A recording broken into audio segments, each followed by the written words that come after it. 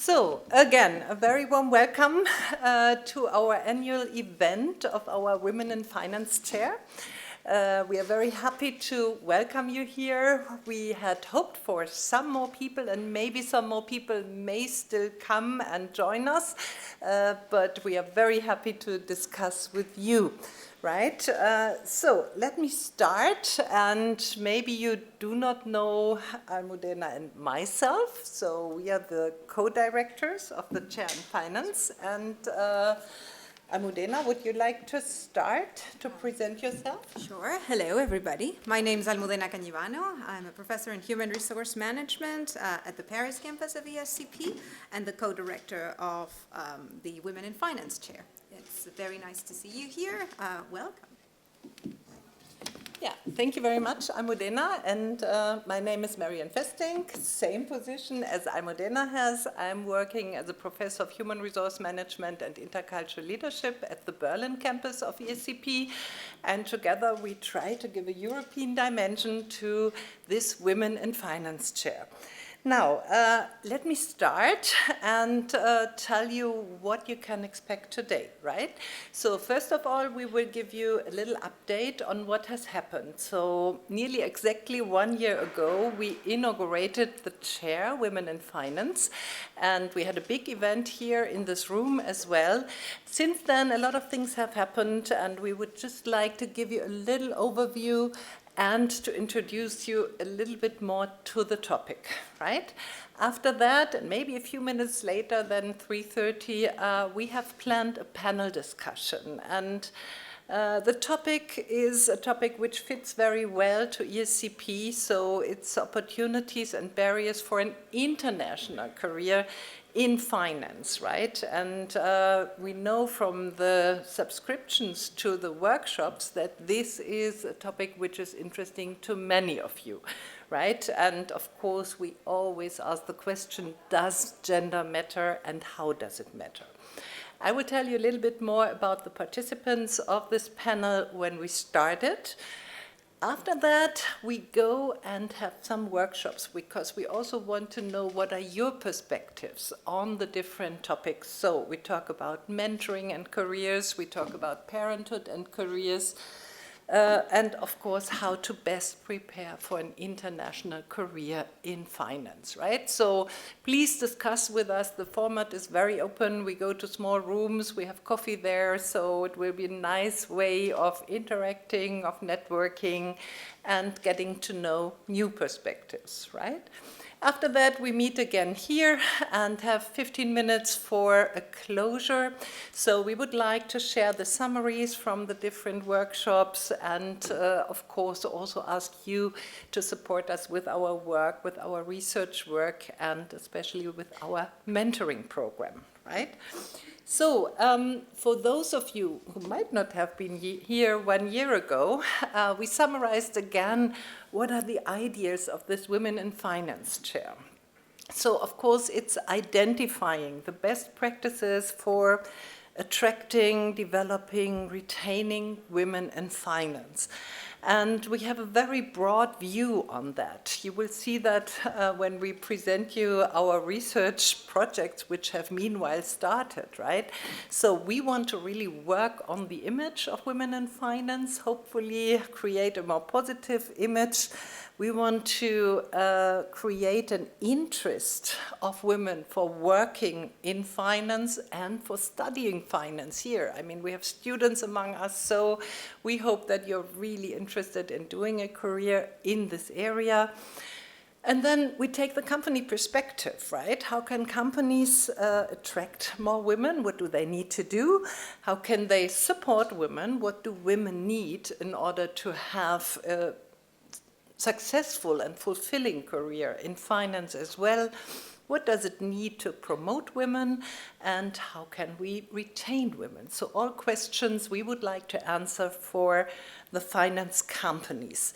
If I talk about the finance companies, I have to mention that we have 6 sponsoring companies. Thank you very much for that. This is Amala Partners, it's Ardillon, it's 8 Advisory, Lombard-Odier, Andra, and Vauban. And we have representatives here in the room from our companies. Again, Thank you very much for your support and for enabling this project. So, and now I turn the word, or give the word to Almudena, who will give you some first insights about our research.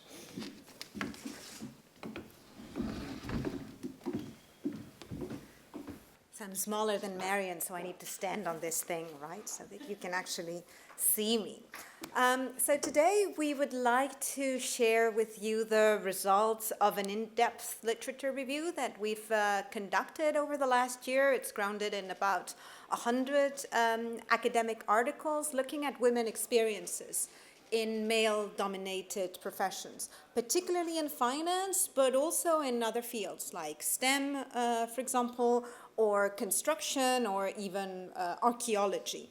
And most of this research has been published in the last decade, so it has given us a comprehensive and current view of the challenges that these women face in their careers.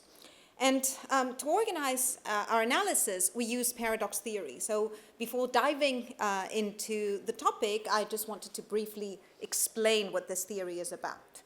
A paradox is a situation where two ideas seem contradictory, but in reality, they coexist and they can even reinforce one another. So, for example, if you take the paradox of knowledge and ignorance, the more you learn about a subject, the more you realize what you don't know. So gaining knowledge also reveals what remains to be known, and this contrast between knowing and not knowing creates the paradox. Paradoxes are often illustrated with the yin and yang symbol from Chinese philosophy because it represents the idea of opposing forces that are in fact complementary and interdependent.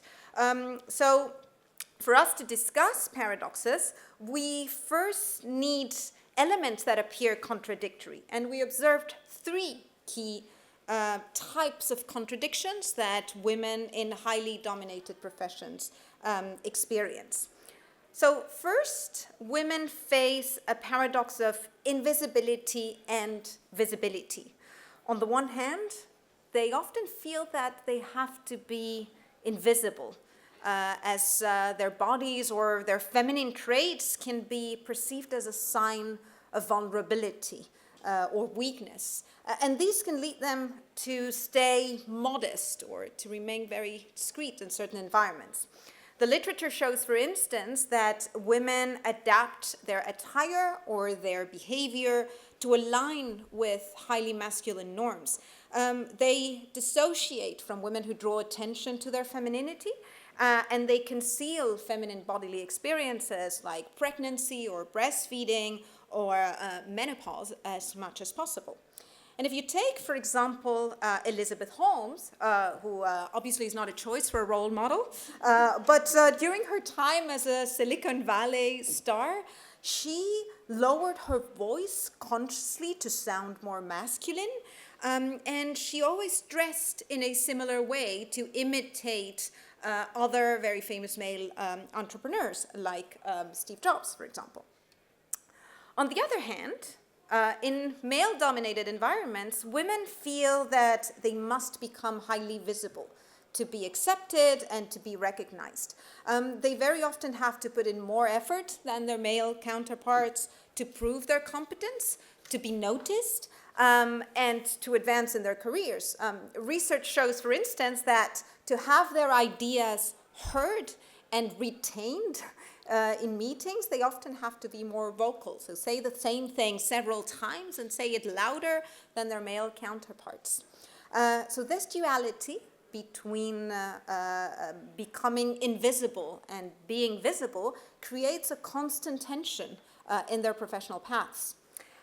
Women also face a contradiction between technical skills and communal skills, because on the one hand, they must often demonstrate superior technical skills compared to their male counterparts to advance, but when they emphasize their technical skills, they can be perceived as non-conforming to gender stereotypes, and this clashes with them being expected to have community-oriented traits, like kindness or maternal behavior. In 2007, Haleman and Okimoto, two researchers, introduced the concept of implicit communal deficit, noting that competent, high-performing women are often perceived as being less community-oriented, and this results in very harsh judgments for some of them. Although they may be talented leaders, behaviors that are seen as non-conforming to feminine norms attract criticism. For example, in a study in the Netherlands, researchers show that women must be more direct about their career ambitions to be considered for promotions, but at the same time, they have to avoid openly discussing that they want a promotion because that is viewed as lacking in community spirit. So again, this is a contradiction that they need to deal with. And the third contradiction involves dual expectations with regards to being fully committed to the professional world and fully committed to their personal lives. Obviously this tension arises from societal and cultural pressures, expecting women to excel in their home traditional roles, such as childcare or household management, but also conform to the ideal worker norm in male-dominated fields. So those that demand total commitment and devotion to work. And this contradiction highlights the tension between personal fulfillment and professional ambition. And this often leads women to prioritize one over the other. One particular study that I like looks at the concept of time policing. So time policing refers to the practice of monitoring what others are doing with their time at work. And Cha-Jun Tsai, a professor at the University of Wisconsin, did 2 surveys and 11 experiments with almost 3,000 participants and found that time policing is gendered. Because if a woman is absent from the office during the workday, this absence is more likely to be attributed to personal responsibilities, so she's not in the office because she's taking care of her kids. But when a man is absent, that tends to be attributed to professional obligations. He is with a client. Another interesting finding from other research is that many women anticipate negative outcomes from this contradiction, and they decide to change careers. To refrain from pursuing promotions, for example, even before they start a family. So what's interesting is that it's not the contradiction itself that makes them choose, it's the expectation that they will experience this contradiction, which is also something that we're seeing in our conversations with women in finance. So what can be done to address this? I return to paradox theory once more to outline 3 types of responses to these contradictions that we have observed in the literature.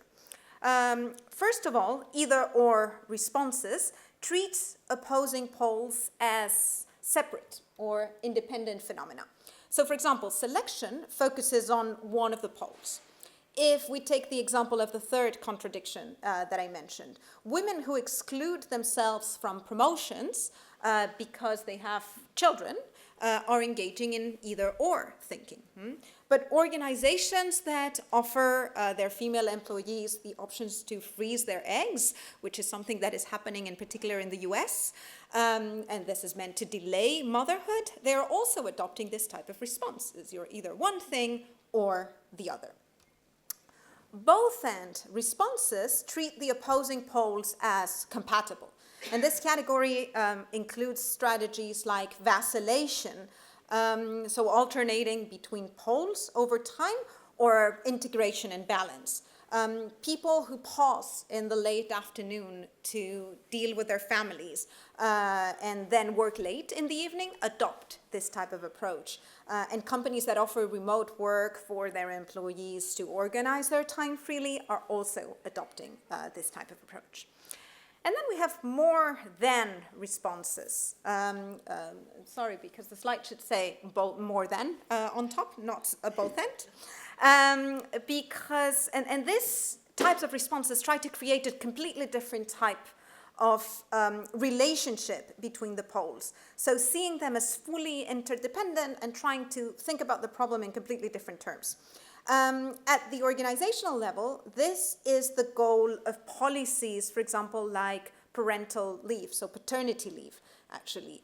It's not longer about supporting women deal with these paradoxes, but instead attempting to transcend the paradox and thinking about it in a completely different way, creating a new framework in which the two poles are complementary and interdependent for all workers, not just focalizing on it being opposed for the women.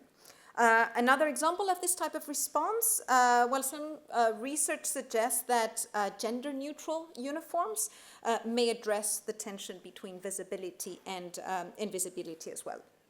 So, returning to my earlier example about knowledge and ignorance, ultimately, it's about acknowledging that one pole cannot exist without the other. And that to find solutions that work, you need to embrace both things and embrace the paradox rather than denying it. So based on this literature review, over the last year, we have engaged in collecting a lot of data from a variety of sources to understand the phenomenon more specifically in the finance industry and from an international perspective. And I'm going to let Marion tell you about all of the data and the activities that we've been doing over the last year.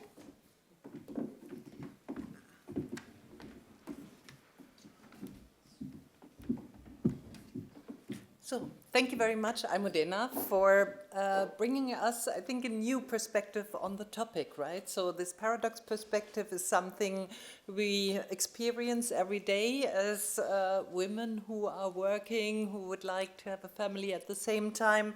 So I think a way that is worthwhile further exploring, of course, right? So this is our, let's say, background of thinking about everything that we are doing, right?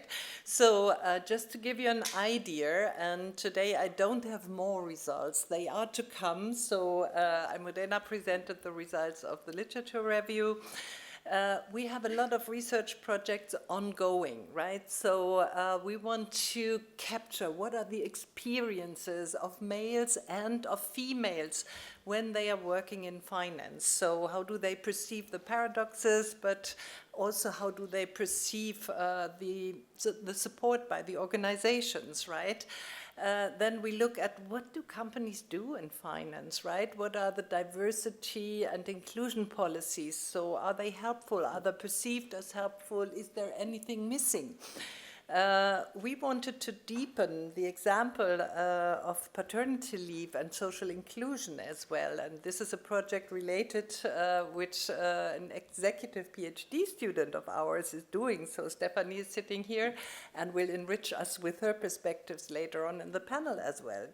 Right? And then, of course, we are here at a business school. So we ask our students, why would you like to study finance? Why would you like to work in finance? Maybe why would you not do that? So that we understand that better. We did focus groups with males, with females, and based on these results, we designed a questionnaire. And the idea is to have a long-term study, and we are just in the process of collecting data with our Master 1, so first-year master students. We will come back to them next year, and we will come back to them once they have started their career, because we want to understand what are their expectations, what are their motivations, what has influenced them to start a career in finance. And just to give you the numbers, we look at 1,000 master and management students.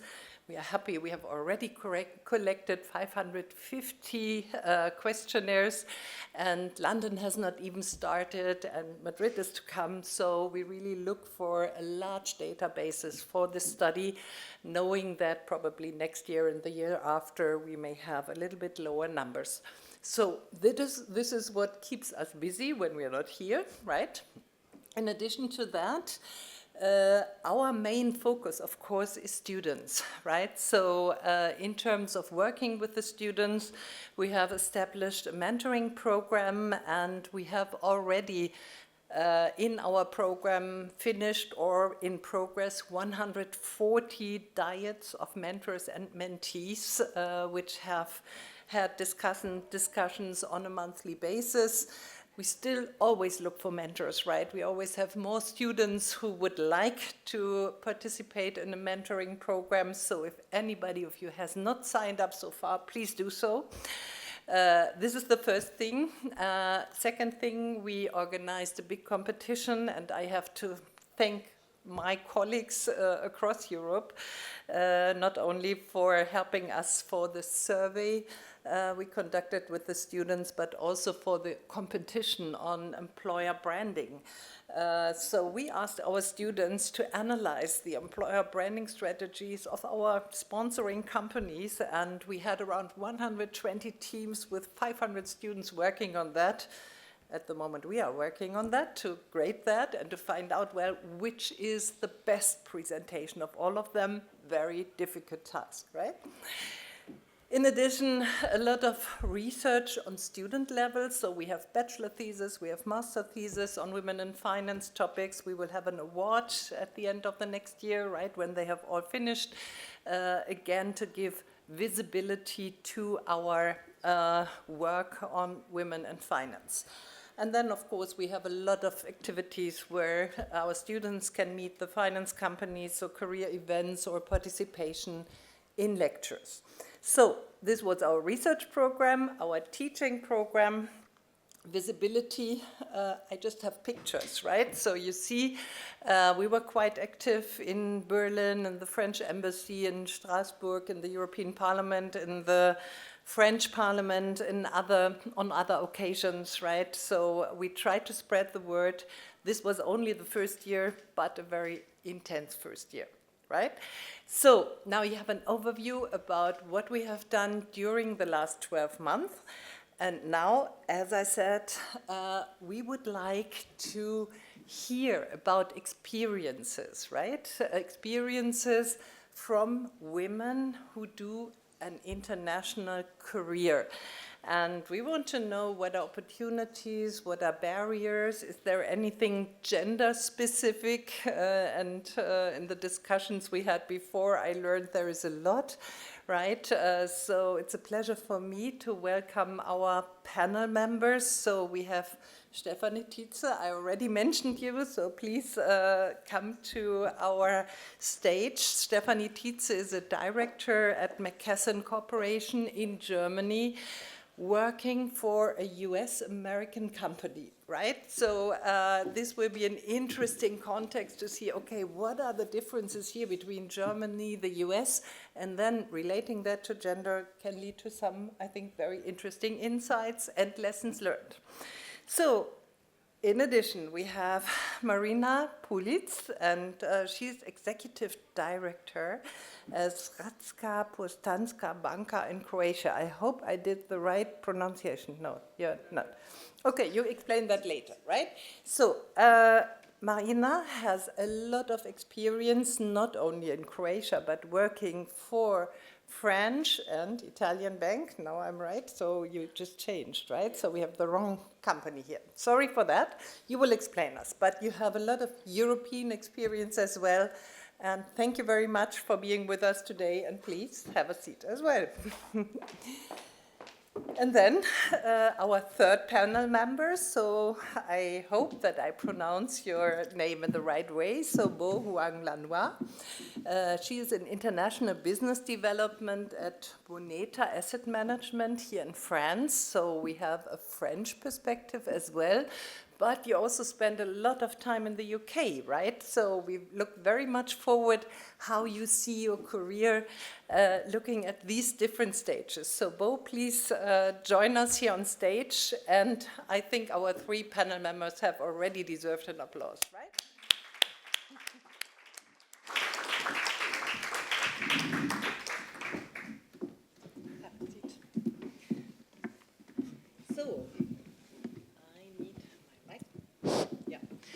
It's working. So I would like to start with you, Stefanie, sorry. Stefanie, to get a little bit more insights about your career so far. Maybe you can just walk us through the different steps of your career which brought you where you are today. And then, of course, I have the same question for you. So just to know you a little bit better. Thanks, Marion. Happy to do so, and good to be here. I'm working currently as a Director of Finance and Tax at McKesson Corporation, which is the US-based medical wholesaler. I'm working for them in Germany, and actually I joined them about 13 years ago, and I have kind of made all major steps of my career within that company. When I joined Silisio, which is a company that McKesson acquired 2014, I was basically a senior manager working in the tax department, and I had the pleasure to learn how acquisition of a US-based company work and how they integrate European businesses, all the successes and the failures.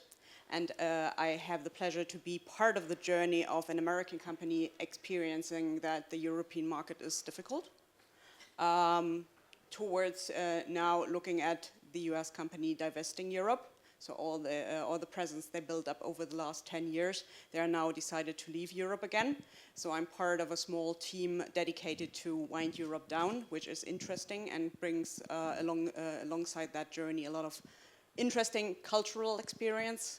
This is generally, and also in specific, being a woman in that environment. Before McKesson, I worked for a big retail food and non-food company in Germany, also in the tax department, so that's where I basically started my career. I'm currently working on kind of expanding the tax focus of my profile a bit into the broader finance part, which of course the M&A environment helps a lot, and being part of a small team winding down Europe. That's all for now. Thank you very much. This was a very strong beginning. I'm impressed, and you already indicated there are some culture issues. We come back to that in a minute, right? So, Marina, what brought you here today? So, first of all, it is a pleasure to be with you and to share some of my experience from finance, but also being a woman in finance. Well, I'm in banking for 24 years now, and I changed few banks, small domestic, large international. My previous position actually was, I was head of development for corporate retail and payment system in the largest state-owned bank, that Operation Postal Bank. And few months ago, I have started to work for Intesa Sanpaolo, so Italian bank in Croatia, as a head of small business in charge for Croatia, Slovenia, and Bosnia, so 3 countries with a lot of international projects also with Italy. Well, my career is mostly related to corporate business, to lending, risk issue, and I was head of SME, small and mid-sized companies, head of development, then for a few years head of large and international companies, and now head of small business on the more for the region. So that would be mostly from me. Okay, thank you very much. And Bo, would you like to share your story? Sure. So I am Bo Huang, Lunois. So I grew up in China. I was brought up in China until age of 20, and then I decided to go abroad and decided to come to France.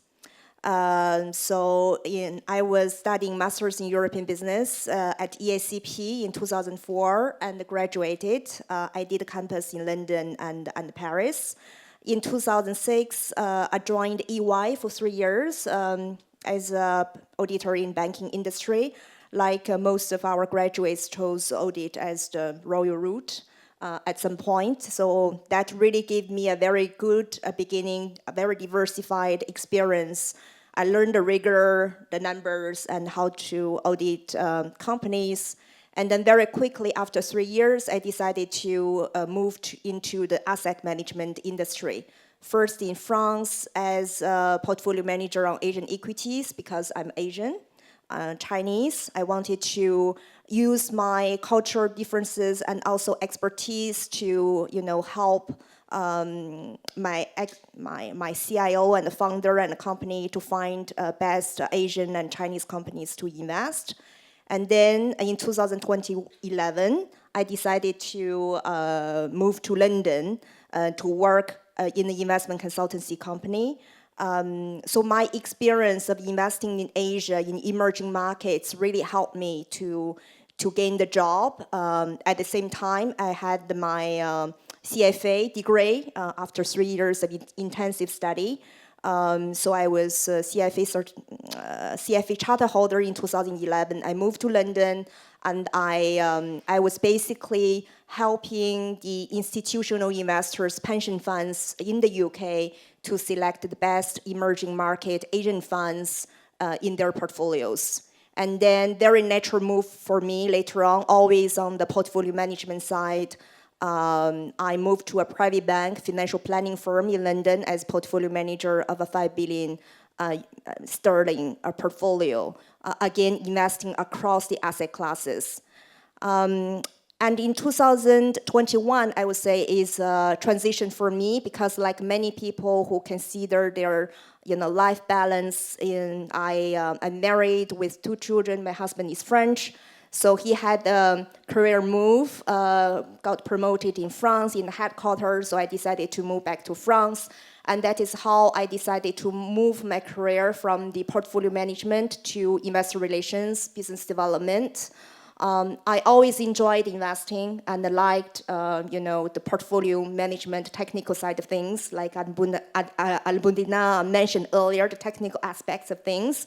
And then I thought it's the point in my life that I wanted to develop a more human, personal soft skills and also this kind of relationship management. So I decided to help French asset managers, the talented asset managers, to expand into international markets. In the UK, US, for the first asset manager that I worked for.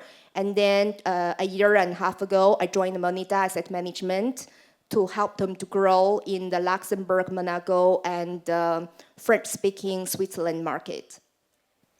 Thank you very much, Bo. And for our audience, you see we do not only have variety in terms of international experiences, but we also see how multifaceted this field of finance is, right? So you all have different specialization, work in the field of finance, but with completely different perspectives, right? So our focus today is on the internationality of the career and, of course, on gender aspects. So Stefanie, starting again with you, and I ask you the question very openly, right? So what were opportunities and barriers for you as a woman working in this German-US context that you have described? What would you say? It's a tricky question because looking at US companies, usually gender and diversity plays, meanwhile, a very important role, and they all have a certain policy implemented because they are obliged to. That, I think, is slightly different to what I see in Germany, except the quota discussion, and in Europe generally. So you see a lot of things being implemented on paper, I have to say. Whether they really live according to it is a different story. I think, and diversity is defined broader than just female, and I think that is an important point, and that from different angles. I think if you look at policies like that, women are always considered a minority, whether I like it or not, but diversity goes beyond that. Coming back to your question, I think I had the advantage of being a young woman, so female and age combined, as well as being the one just being acquired as an entity. So they were looking for talent abroad, and I ticked several boxes in addition to that. So a female, young in age, knowledgeable, I think. And I was in Europe. I think that where the boxes I was able to tick, and at a certain point, not immediately I have to say, but over a certain period of time, I was able to show my benefit and my contribution, and at some point in time they kind of allowed me making a career. But it took longer than some other male examples, I have to say. So if I summarize, this was the opportunity for you, right?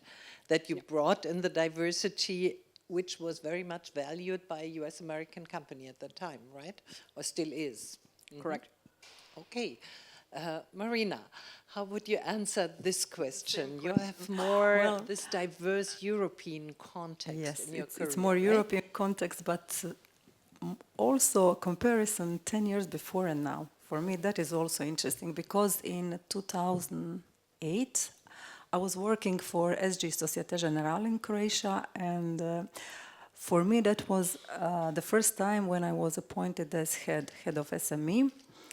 Actually, I came to SG as team leader, and very soon they recognized my skills, my knowledge, and promoted me.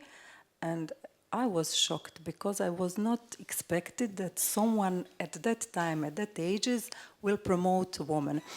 At that time, the initiatives were at a very early stage, so nothing. I had soon after small children, a lot of issues, a lot of challenges, but actually the very nice experience from that time is that someone recognize you because of your competitiveness advantages, because your knowledge, because you are professional in what you are doing. And I didn't think about me if I'm woman or if men are in better position. We were professionalists, and that was my really first perfect experience regarding international bank in Croatia. Now, when I compare 10 years later, coming back to, I also worked for Titze 4 years before, at the beginning of my career as a relationship manager, and now I come back almost after 18 years. But things are completely different now. Now all these initiatives are consciously promoted, leading on different organizations, sectors, with focus on mothers, on women managers, on developing on our skills. Sometimes maybe because of quotas, prescribed quotas, but now it's active policy, and actually I like it because I feel more that I belong in this profile of company, and I think even before, but also today, international banks, because probably being closer to different cultures in more countries, they are advanced in implementation of these kind of policies.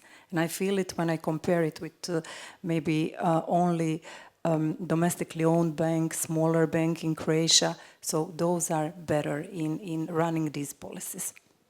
Yeah, thank you very much for sharing that. So for you, again, international career is an opportunity. Definitely. Right? And a little bit, let's say, better than working for a local company, right? Yes, That's, yeah. It's more systematically developed and Yeah. lead in Yeah. foreign banks, yes. Yeah, thank you for sharing that. And now we enlarge at least our geographical perspective a little bit. You spent the major part of your career here in Europe, but you have Chinese origins, right? So how was it for you? What were the opportunities you saw in this international career? For me, at the beginning of my career, I didn't feel the fact that being a woman or man make any difference in my career, to be honest. For example, when I was working at EY, most of the graduates, we went to a training camp. We stayed there 2 weeks, intensive training, and then we had very intensive working program. I didn't feel that being a man, a woman, make any difference, whether I'm Chinese or French. At the beginning of journey of my career, didn't make any big difference. But what brought difference is when I became a little bit senior at EY, for example, the fact that being Chinese, I am able to speak Mandarin is an advantage. For example, I remember there's a time when EY started to set up the Chinese advisory desk to promote businesses between Europe and China. And we needed to receive a big Chinese delegation, the Chinese Big Four banks in Europe. Then my technical knowledge in auditing in finance plus my language skills is a really plus, because then people working on the relationship management side couldn't really speak the technical language. And the people who can only speak Chinese couldn't do the translation job. So then I was chosen as the technical expert who can speak Chinese and French and English fluently across the countries, in Luxembourg context, in Swiss context, French context, meeting with the local regulators, then become a huge asset for the company. Yeah. So again, your internationality was helpful, right? So for the students in the room, we can only recommend an international career has a lot of opportunities for you. But there were also some challenges, right? So, which I understood from our discussions before. So, Stefanie, would you like to start again, talking a little bit, what is the challenges of working as a young woman in finance in such an international environment? I think what comes in addition to finance, I have started my career working in a very dedicated area of finance, which is tax and taxation, so I'm a certified tax advisor. Getting a seat at the table as working for tax is particularly different. Getting a seat at the table being a young woman working in tax is even more challenging. But interesting at the same time, because my daily challenge is to kind of explain tax in an easy fashion, in an easy kind of digestible manner. And that helped to get the attention of mainly middle-aged, white, male executives that I have seen throughout my career, because you are obliged to kind of put everything in rather short explanations, and that's what helps them to kind of more ignore the female component, the stereotype of talking a lot, being noisy, trying to get attention, and I think by kind of breaking the content I try to deliver down into what really matters, to not overwhelm them with technical details, I think that helped from time to time. So again, it's a combination of adjusting to male stereotypes, and that's why I liked what Almudena shared earlier. You are in constant challenge of staying authentic, wearing a yellow dress and not a blue suit, staying female, but at the same time getting a seat at the table. And that's why I'm usually a promoter of, yes, we need to support women, but we need to kind of have male allies as well, and I'm pretty sure you will come to that at a later stage. So I think the biggest challenge is getting a seat at the table and finding good male allies. Thank you very much. Indeed, we come to that later on. So who helped you and what helped you? But that's very interesting. So this authenticity aspect is one which we discuss very often, right? Marina, your answer to this question. I totally agree with your comments. So I will not repeat the same. I would say in my beginning, the problem was I was a woman, I was young, sweet probably. And then, you know, when for me, it was easier to build reputation in organization because we were on professional things, and very fast they recognized I know what I'm doing, and they accepted me as professionalist. But with clients, I was executive director for sales. I was supposed to go on the field, on meetings, to acquire clients, to take them from other banks, bring in my banks. And I somehow needed to earn the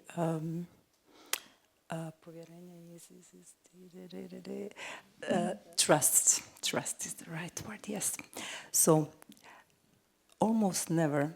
First meeting was not so successful. It was nice, chat, talk, professional. But, after that, I knew that they still wait for some powerful man to come and to acquire them, because they need someone more important. After third meeting, they were completely mine. After fourth meeting, they called me, okay? And after 20 years, they are still with me. So that's my main message here. Very interesting message. So a bit different, but related, I would say, right? The trust notion, the ally notion. Trust. Yeah. So being authentic. Bo, what would you say? What were the main barriers as a woman, and maybe not only as a woman working in the context you have got to know, right? The UK and France, being Asian. Yeah, I think if I compare my experiences in the UK and France, again, when you're junior, I think what counts is your skill sets, the technical skill sets, and also the hard skills, what we say. And if you're good at what you do, then you get noticed, you get trusted by your senior, by your manager, by your, in my context, by your CIO, by the head of the team. Then I think really what really matters for a lot of women, the critical stage is when you get to a certain age, you want to have children, you want to have, a maternity leave for women in finance, especially for women working in front office roles. I think this is a critical period. If you go for a good company with great support, then I think there's a lot of chances that you are going to remain in your career path and you will remain in front office roles. For me, for example, I was very lucky when I moved to the UK for my job. When I told my CIO I was pregnant, there's no change with regards to how I was treated. When we went on business trips, I was really respected as a technical expert to drive the meetings. Again, because back then I was the only woman in the team who ever got the maternity leave in the company. It's a boutique company which existed for 30 years, but they never had any, front office analyst who ever went on maternity leave. So the package I got was very standard in the UK, which is very poor. And I was able to negotiate my package with my manager, and who fought for me to improve 50% of my package. So that really allowed me to stay in my job. And then later on, I decided to, during my maternity leave, I decided to have this period, maternity leave period in France. So that was back in 2012-13. And the company was very flexible. They wanted to keep me. So I had a 9 months remote working period from France, supporting the CIO, dining into Asia, US, having conference calls, very flexible working hours. And then every time when I finished the meeting, I always got a quick email from my CIO saying, "Thank you very much for your support." So that was really the trust I got from the senior people. It's nothing. It's a very simple sentence saying thank you. But that really put in the trust in me to want to continue this job. And that's the reason why after my maternity leave, I decided to go back to the UK. So I think the support from the manager, from the senior management, for women in the critical, transition period is super important for the retention rate. Yeah, thank you very much for sharing that. And I was especially amazed to see it was in 2012. So it was not after COVID-19 where everybody was used to use Zoom. No, it was at a time where it was completely unusual, right? So that they offered you the opportunity to work from where you want, not really whenever you want, but you had a certain flexibility, right? So this is amazing for this company. Nevertheless, you decided to go back to France, and this was somewhat different, right?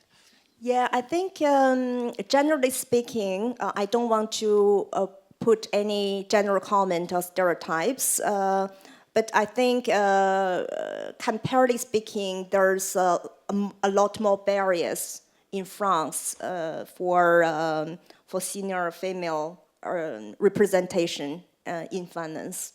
And this comes back to the quota system, that larger companies are willing to put in place. But I think it's still not very general across the board. Yeah, thank you for sharing that. So maybe we have some similarities in the UK and in the US background, right? The finance sector is known for long working hours, for a lot of pressure, a lot of time demands, right?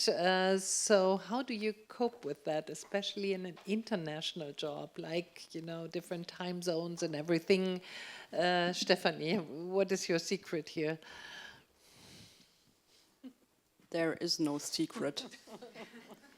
There are times where you need to do those hours, especially if you're keen on making a contribution and kind of also advancing in your career. There are times where you need to be committed to go with those hours.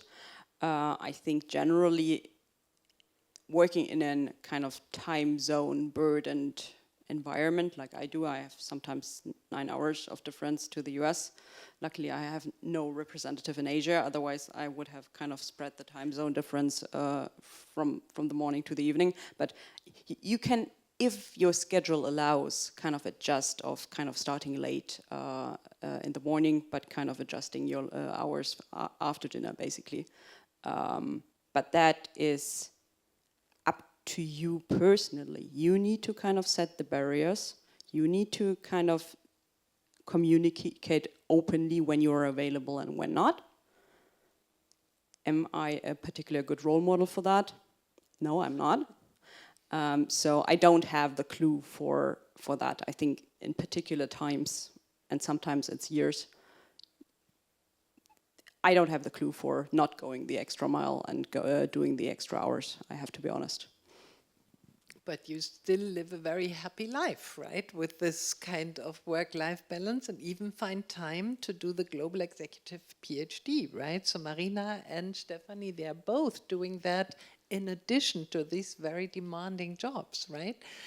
So how do you organize this? Is that also an advantage that, let's say, America wakes up a little bit later? Or how would you see that? Absolutely. I mean, that's the flexibility you have. And if you kind of commit yourself to, how I usually call it, the side hobby of doing an executive PhD, I need to change that title actually. But that's the time that you want to dedicate to yourself and your own kind of education and enlarging your perspective, which is important at some point of your career as well. Then you need to kind of dedicate the time and kind of use the flexibility you have there. Or you use the nights or the weekends. Then you kind of cut the private life, which I think is not the right answer, because you need that perspective as well to your overall happiness, as you said. Yeah, so we see flexibility, allowing for flexibility is one of the things that you have experienced, right, in your international careers. I was amazed, Marina, when you told me, I love my work, right? So is that what makes you, let's say, survive the long hours or live with the long hours, or how would you describe that? Yes, I think that person cannot work hours and hours, nights, days, weekends for years if we don't feel passion for what we are doing. For PhD, for my job, it's the same. I really love banking. I enjoy in helping people, developing projects, lending, this risk analysis. So it's really my passion, and my PhD is closely related to this. So this is scientific side. I'm in practice, and sometimes I have to stop myself. Okay, because of family, because of some other, my husband say, what are you built of, lady?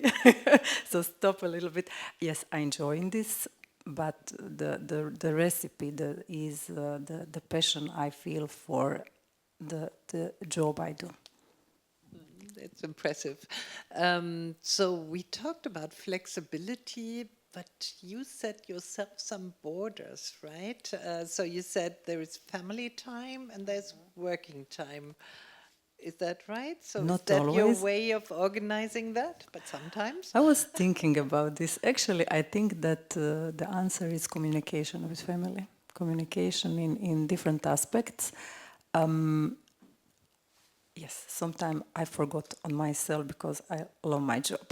On the other hand, my family is my priority, to be honest, and I would always change everything for my family.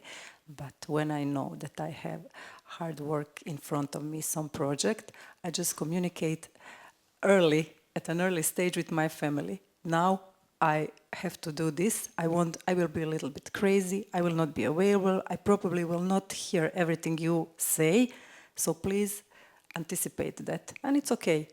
Sometimes I play a little bit games with my family. You know, I know that I don't have time to care about the house, the job, the PhD, and then I include them. You know, my son, he's 19. Today we are cooking together. Yes, we are cooking together, and now he's used to help me in some things. Also, my husband, we really share these house things. And that is also the aspect where we are close to each other. So it's not just, you know, these cold separating of things. This is yours, this is mine. This is way how we are living together. In a little time we have to be together because he has responsible job, I have responsible job. Okay, now my son is he's enrolled in university, so he don't care anymore. But all these years, I actually take care very consciously about keeping close my family, not for too long time because I didn't have it, but very intensively when we had it. So. Yeah, very impressive. You said a key word, which is communication, right? So communication is important. You communicated your needs, right, when you had your first child. So I want to work from France. I want to work remotely. So often it's also about telling the company what you need, right? How could the company or the representatives know what exactly you need in your situation, right? They wouldn't. So you just help them communicating them, right? And for you, I think it was a bit different again, right? So how you were coping with your work-life balance, especially once your children had been born, right? Would you like to explain that to us in this international career still? Yeah, I think again, when I was when I was single or when I had no children, I think I was more flexible on working long hours, jet lag, etc. Having calls at 12 o'clock in the evening with Asia because it was morning. I think that was okay because this is the job I had to do, so I accepted. But now. Having children, I think I learned to make choices and also say no sometimes because I think it's a skill set as well to say no sometimes. It's very hard because we can't give ourselves 100% or 120% all the time. For example, when I had no choice and have to go to an investment conference representing the company or the strategy, I booked the conference venue 3 months in advance, and then it's the same day when my daughter got her graduation ceremony of her primary school, then well, it's a bad luck, right? But then I have to sacrifice that day. Then my husband sent me a lot of lovely pictures of my daughter having fun with her friends. And then in the sense that I had joy as well looking at those pictures. But there was time then, if I could make a choice, I would say no sometimes. I think that's something I learned recently, not long ago, but I would say recently. And I think that is really a skill set that we preserve ourselves to stay long in this journey.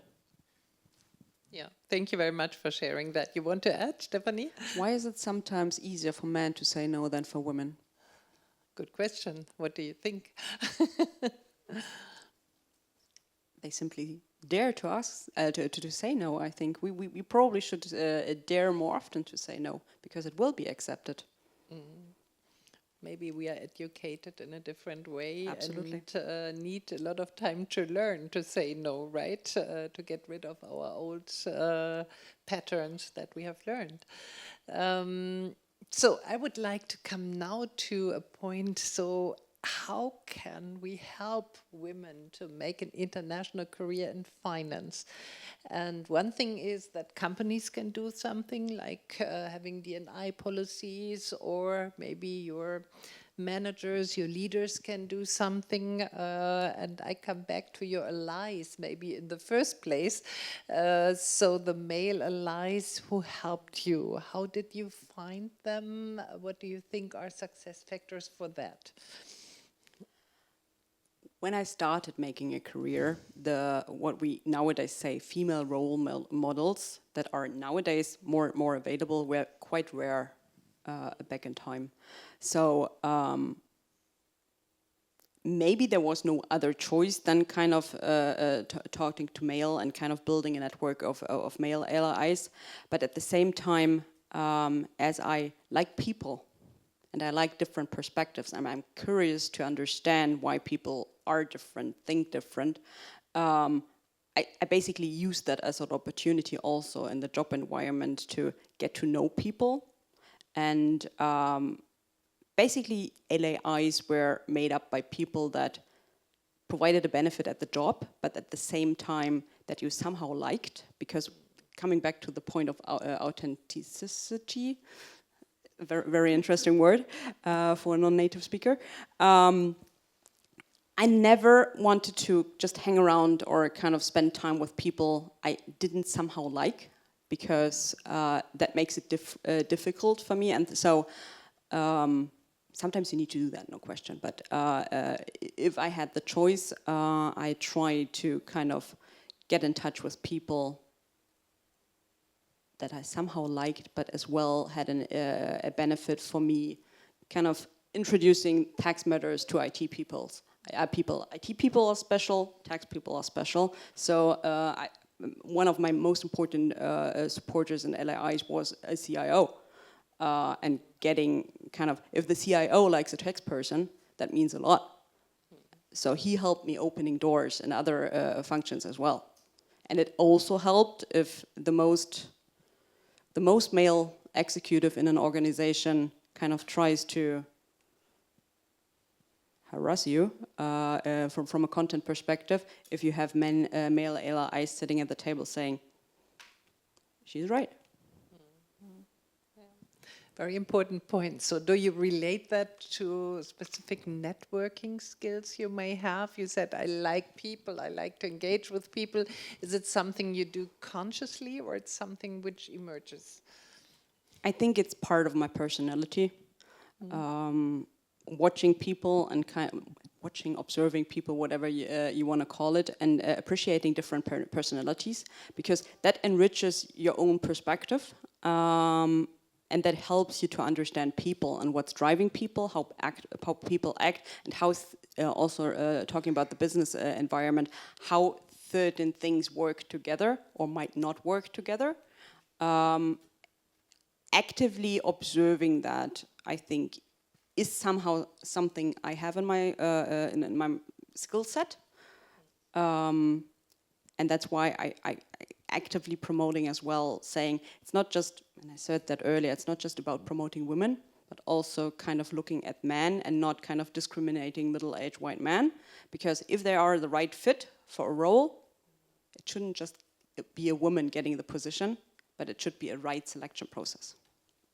So I think that's a very important point, right? So not only blaming these white males, which sometimes we do, but really learning how to cope with everything, right?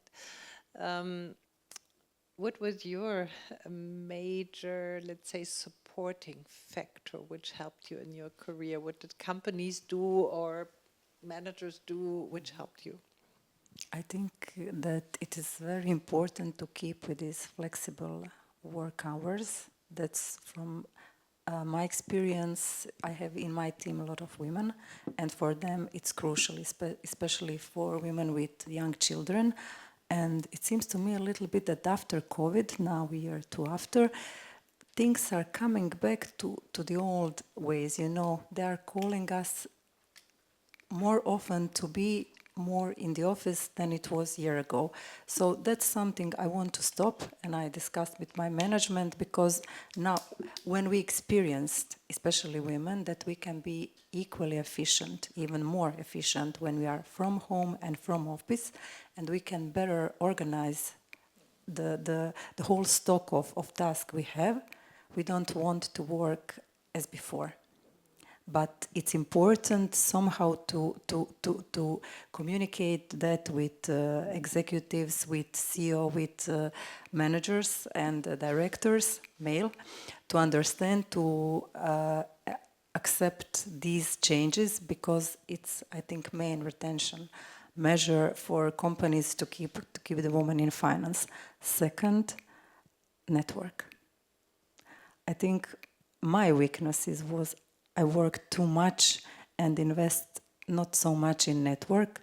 Actually, I was promoted all my life, but always who called me to new position? People who worked with me, who knew me from the business, who personally knew something about me. And we as a moment, we are like, you know, mouses. We work, and we invest so little in networking, but the half of answer for our successful career is invest in network. Yeah, so you're completely right. Companies also. Yeah, and this is backed up by research, right? We did a study in professional service firms, and we saw exactly what the two of you were explaining. So women tend to look at, I only want to meet nice people, right? I don't want to spend so much time in networking. So which really differentiated them from the males we interviewed, right? And so, but I think you both have a very professional approach now that you say, well, if it's needed, it's needed, right? Exactly. Then you engage in networking and benefit from that at a certain point. Yeah. But actually, it's not wrong. It's not fake. It's the way how other people will perceive us. Yeah. Yeah. Bo, what helped you most in your career? How would you say that? Was it management? Was it diversity policies? I haven't heard anything about diversity policies so far. I mean, I worked more in the smaller boutiques, so the quota system, the diversity policy is less relevant, because very often we don't have such policies as yet. I think it's very much in an informal process. I think in my case, one thing I share really much is the networking. Not just the networking internally, but also at networking externally as well. In my case, because the smaller boutiques, I mean, I usually work in a kind of like a hedge fund model, you know, with a very, I would say, very, very deep professional investment team, a lot of male professionals on the team. But then when I go out, as we mentioned, we need to find, male allies. I'm not, intentionally looking for, but the male allies, but the percentage just speak for itself, because how many times when I was on the portfolio management side, I was the only woman sitting in the room in a conference. Now I moved to the sales part. I thought on sales there will be more women, but actually it's not that, the percentage is not much higher. So it's almost inevitable that we work with a lot of male allies. So in my case, external networking and partnership is very important. Just to give you an example, recently I work with an insurance company in Luxembourg. So this chief commercial officer, I met with him in a conference in Geneva, so who proposed me to have a kind of a win-win partnership with him. So he offered me a conference with invitations of his clients in Luxembourg, and I will do the same. I open my book, my client book, I invite him and his team for a conference in Geneva. So it's a win-win partnership. Again, we gain that kind of partnership through male allies and empower women and I would say senior female representation in finance. So the fact that I spoke last week in a very male-dominated gentleman club made me very proud. I can imagine. So I will have a last round of questions for you, starting with Bo, and then I will open up the discussion to the audience. So maybe you have some questions as well. Think about it. My last question to all of you would be, is there anything you would mention which I have not asked you? So we could not cover everything we did discuss in our pre-conversations. So who would like to start? Would you like to start, Bo? Think a bit. Everybody needs to think a bit. Maybe one recommendation you would like to give to our audience, one thing that was important for you that you didn't have the chance to say now, or maybe you just want to underline something you want to highlight that again.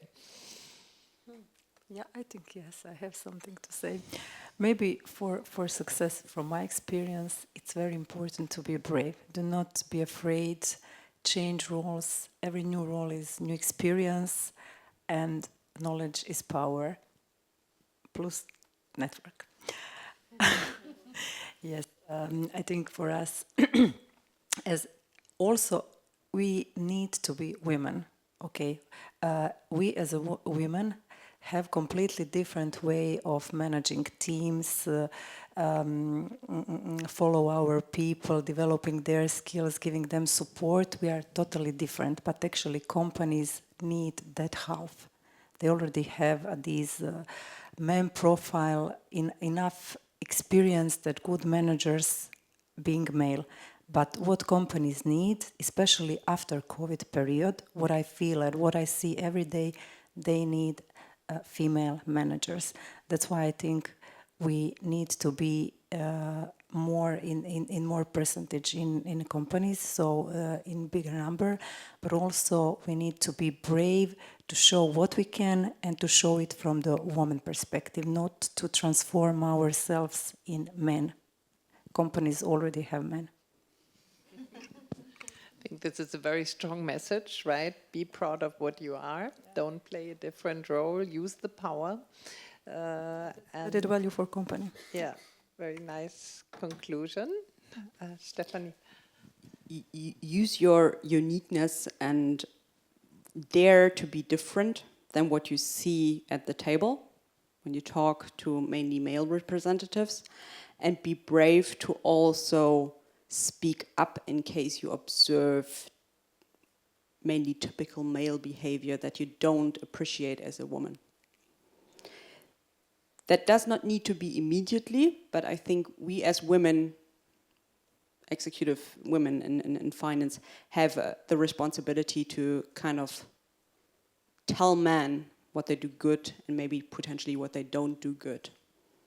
Certain jokes, non-compliant jokes, taking that as an example, might be funny, might kind of be still sometimes used, and you know, don't need to kind of say immediately, hey, that's not compliant, but you need to find a way to address that, because if men continue that, it will never be eliminated. I think we have a responsibility to address those kind of things if we see that in different circumstances as well, to change the world. Thank you very much. Also very important recommendation, I think, to all of us, right? Bo, anything to add? Yeah, I think there's one thing I want to mention is really coming back to numbers. Yes, we don't like quota, but I think quota is still important in the sense that because we are so far behind to the goal that we have set, in order to make influential impacts on the matter, to have more senior women on the board or in the senior management, I think the fact that to have more senior female models in the company, in the industry, in the conference could help.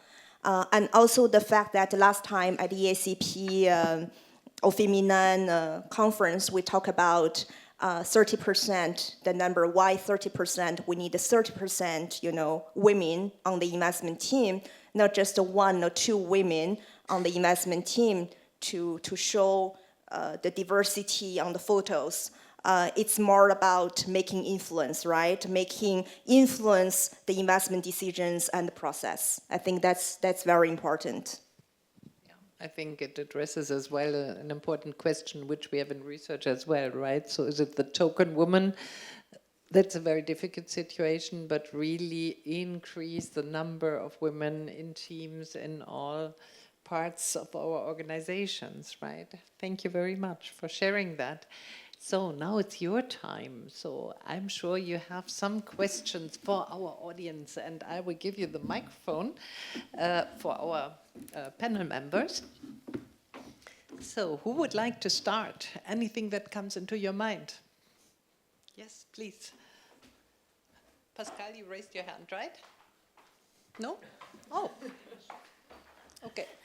Who would like to start? Can you just pass the microphone? Thank you. Hello. First of all, thank you for sharing all your experiences with us. It was very insightful and very interesting. So thank you. My question is the following. Have you ever faced a situation when your self-confidence or trust was seen as like being harsh or a lack of communication, or a lack of commitment to communicate or something like this, and how you address this? Who would like to take that question? Can you rephrase a bit? So my understanding was that the question when you showed a lot of self-confidence instead of showing rather female behavior, right? So this communal part, how did your environment cope with that? Were you, let's say, criticized for that? Did you experience any of these situations where this was the case?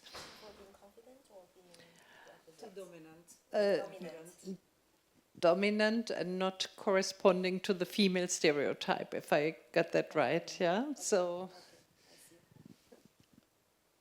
maybe you also saw other persons, other females who were criticized, but if you don't have experienced it, you don't need to answer, right? So if you want to, I was smart.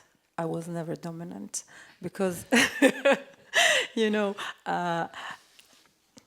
probably I'm from Croatia. Croatia is a very traditional country, and I know how things are going. That's why I had my strategy to be close enough, to be authentic, to be expert, but never too dominant. Yeah, and that's good. I have faced situations where I might have been perceived too pushy. I wouldn't call it dominant, but pushy. I received reactions like, how could she dare? She's a young woman. How could I dare? Because I proved it with content and knowledge that the other person wasn't accurate content-wise, but also from the behavioral perspective. I think that goes a bit back to stereotypes. If men would show the same behavior, they would be kind of cheered for. And if women kind of stand in and kind of fight for their team, fight for their content, fight for what they have to say, they sometimes hit walls, but you can try it differently and you will learn throughout your personal journey how to address it differently, to not be perceived too pushy. I think a certain pushiness is required sometimes. But there will be situations where others perceive you as being too pushy, bottom line. Yeah. I think one solution could be what male sometimes use is trying to get a message along with lowering your voice, not getting more noisy, more talkative and things like that, but doing rather the opposite. But again, that brings us back to the point, be authentic and don't just adopt male behavior. I think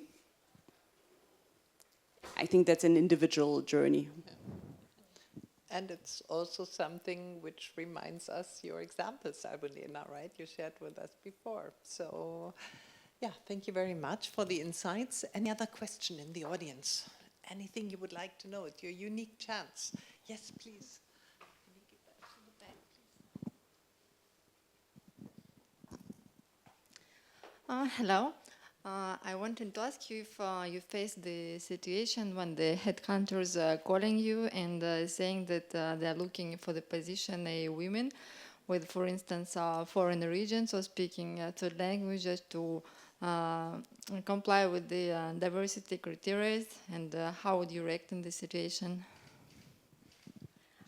I'm not so sure that the job hunter is allowed to say that when they call you, because that's, I don't know, in certain countries probably is perceived as discrimination. Even though maybe the hiring policy or the hiring company has that in mind, but I don't think it's supposed to be communicated. I don't know if that happens to you. If that is, then I personally wouldn't go for it. Unfortunately, in France, it's very common. I'm getting a lot of calls of this type, and once it even happened during the interview for a high position in a very large French company.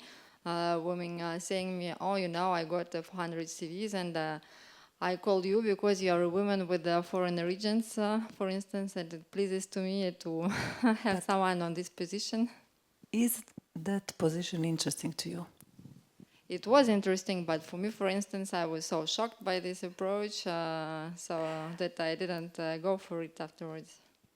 But if there, I would choose differently. If there is opportunity for you and you got it, then you got opportunity to show what you can, and maybe to show to change their opinion about you and to change your organization or your micro world in the organization.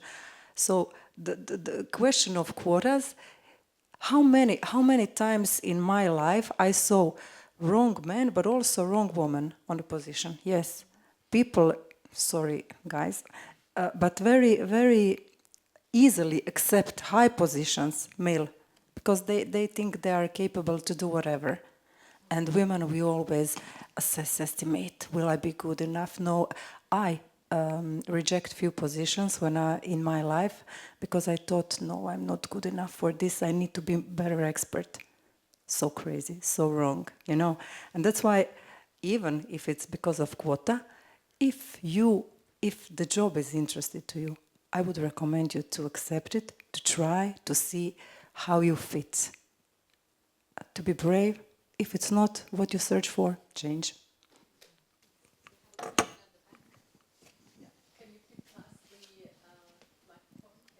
We have a question by a man. So as a minority, I thought I need to speak. Hi, my name is Colin Kramer. I'm part of the career coaching at ESCP, and thank you very much for, first of all, the chair and also the three of you. And I'm sometimes faced with what Marina just said, coaching brilliant young women who don't see their gifts, they don't see their intelligence, they don't see their capacity, and then coaching men that are sort of mid-level thinking they can rule the world. What have you heard when you were young that helped you believe a little bit more in yourself so I can help these younger women to believe a little bit more in themselves? What is one of the comments, one of the pivots, one of the things you've seen or did?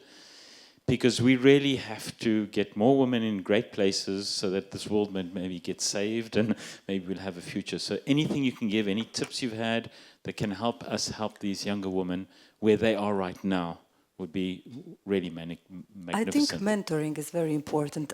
In my previous job, I was head of development with 70% of women in my department. A lot of them were young. And some of them enrolled into PhD, some of them in masters, some of them were promoted as heads during the last 5 years, because I share with them, I was kind of their mentor, but what I noticed, I was kind of model for them. You know, they many times they told me, you inspired us. You did it, so I also can do it. So that was kind of emotional food for me. But I saw the results of good mentoring, good relationship between head, who can be, okay, male or female, but something who really care for the employees, especially for young one, when yes, they are smart, they underestimate themselves, they overcharge themselves, and someone need to tell them, go. And I think that we as directors, managers are the first one who should do so.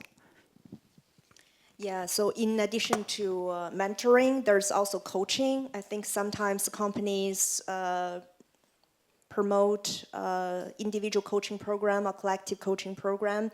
And sometimes when you get promoted on your new job, you can also get coaching for the first 6 months. So I think coaching is super important as well and help you to gain confidence in your new role and also to gain allies. Maybe sometimes you need to develop strategies to gain allies in your new role, how to fit into the new environment, and that is very helpful. And sorry, maybe just to add, sharing negative experience is also very important because they see me as somebody who succeeded, but I'm full of mistakes, guys. Yes, I did so many wrong choices in my life, but every time I told them, so what? You have tomorrow, this is new experience, you will start from the beginning and you will be smarter. You will not do it twice. And it is process, but I think it's very strong message for them. I was not perfect and no one expects you to be, so maybe. Thank you very much for sharing that. And we know that the main effect of our mentoring program is giving confidence. So please send us mentors so that we can have more pairs for mentorship. So we have time for one last question, and then we need to move forward. So it was also a bit of a negative experience, I would say. So me being grown up in a certain international context, throughout the States, throughout in Asia and in Europe, for me sometimes when people are bringing up diversity, it makes me question, is it really, like, what is their approach?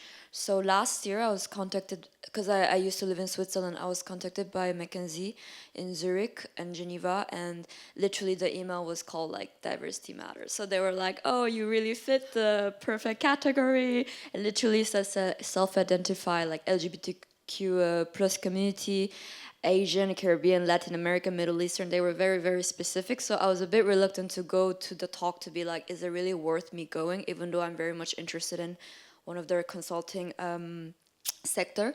But I was like, you know what, might as well, I'll just take advantage of it and I'll just go and see what it's like. So I went, and one of the HR person was very happy. She was like, oh, I'm so happy you're coming. We're really excited. But once I got there, I realized even though on paper they said my profile was what they were looking for, they were just looking for a German-speaking Swiss German or a German person that would fit the profile. So I've asked a few questions of like, okay, even though it said it was for diversity issues, they were just 2 Asians, including me, and everyone else was not, and they were still invited, which they don't go under that category, which is fine. So I've asked a few questions and they didn't really have the answers that I was looking for. And at one point I just felt shut down and I was like, why did I come all the way for this? I could have just stayed in London or Paris and then did something else for job hunting, you know. So when it's like that, would you say that company would be the right company for me in those areas? Because as much as I like Zurich and I like Switzerland, I would like to go back in the future, it just made me wonder, is it or is it not? Or should I just look for McKenzie in another country? Yeah. Thank you very much for this story. I think we had a very similar question. Do you have a different answer? Would it be the same, Stefanie? Maybe picking up what you said earlier. If the job interests you, and given the international environment, especially McKinsey works at a lot of other companies as well, try to have a quick conversation over the phone or with a Teams session, Zoom session, to answer questions like you had and to not waste time. Travel there. I think that the environment we meanwhile work in allows that. And you probably get over time a good feeling for headhunters as well.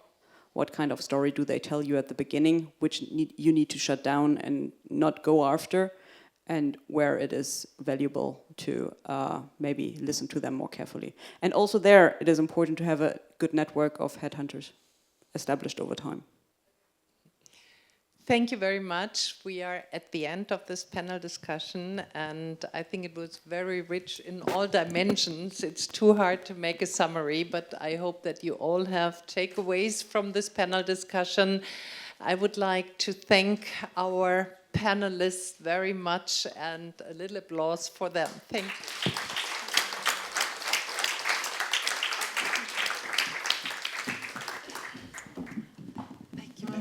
And now Almudena is introducing our workshops, right? And the coffee is waiting in the workshop rooms.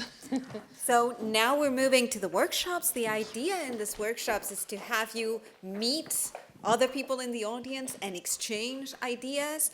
We have prepared 3 different workshops. The first one is about networking, which is not on the title on the slide, is how can mentoring help me for a career in finance, where we're going to, we would like to hear of experiences and lessons learned and opportunities that you see in mentoring and finance, both from the perspective of mentors but also from mentees. We have a second workshop on parenthood and careers, where we would like to focus on addressing the commitment paradox that I described earlier, and what individuals and organizations can do to manage these tensions. And the third one focused on preparing for an international career in finance, which would focus on an open discussion about your concerns and expectations, and then combine those with the realities experienced by professionals. Some of you signed up for one of those workshops, others did not, but you can join any one of them. Marion will be moderating the first one together with Kimberly Leach in room 2012. Stefanie will be moderating or facilitating the second one in room 2006, and there are signs to get there. And I will be facilitating the third one in room 2008. There is coffee in each of the rooms, so you're most welcome to go directly to the rooms, get yourself some coffee, and then we will start the discussions there. If you need any help, there are 3 PhD students in the room who are also going to help us. Can you raise your hands? So if you need any help getting to the rooms, you can also ask for their support. And then we will come back after the workshops to have a little summary on them, and to hear about how the discussions went. So I look forward to hearing about those workshops in about an hour or so.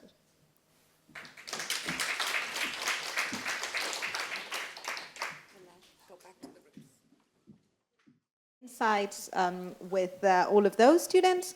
There were a lot of questions related to international careers. Where do I start? When do I come back? How do I choose my path? and some very personal and wise insights from the experienced participants who suggested to consider building their, suggesting they should build their strengths, either, for example, at the local level and then try to go abroad, but maybe also it's another opportunities to start developing those internationally, and to not only think of international as something that needs to happen abroad, because you can have a very international career without necessarily going to a different country. Then there were questions around the how to start those careers, and in particular developing the contacts, developing the network. Some very good suggestions in relation to trying to reach out to the ESCP network. You're part of a big school with a big alumni network that can be very helpful. We also had some very personal questions around, my story, my path.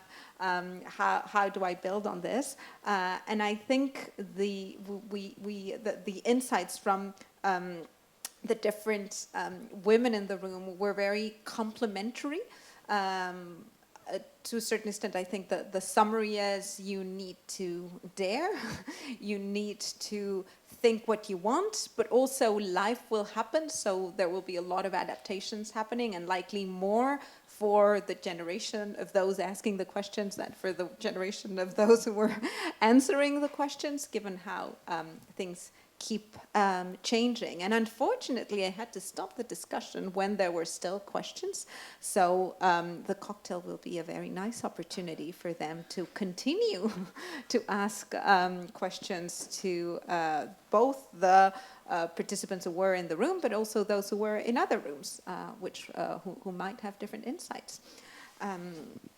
So now, before we wrap up, I just wanted to remind you of our mentoring program, which Marion mentioned earlier. So we have this mentoring program to support women who want to start a career in finance. So all female students are welcome to apply, but we are looking for mentors. We really need experienced men and women in finance to mentor our students.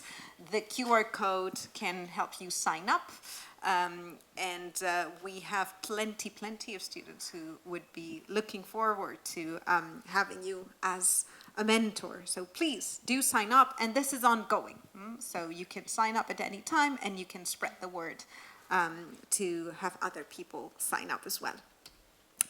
We also want to hear from the experiences of women working in finance, and in particular, if you know people who are working in Spain or the UK or Germany or the US. We've conducted a lot of interviews in the French context, so we are looking for women who are working in one of those 4 countries who would be willing to have an interview with us and maybe share also some of their experiences in audio diaries.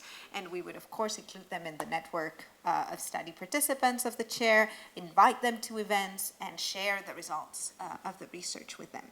And we have just decided today with the governing committee of the chair that we want to extend the interview sample to men to understand, in this case, in France, their experiences as well, and to relate them to the experiences that we have observed in women.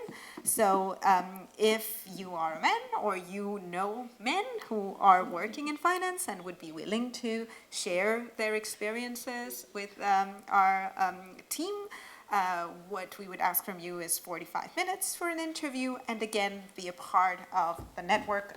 Now I'm falling from the stage. Be part of the network of study participants, and access, obviously, the results of the research that we will share. And on that note, thank you very much for being here. It's been a pleasure engaging in these conversations with you. We look forward to more, and of course to keep some of these conversations at the cocktail just outside. Thank you very, very much.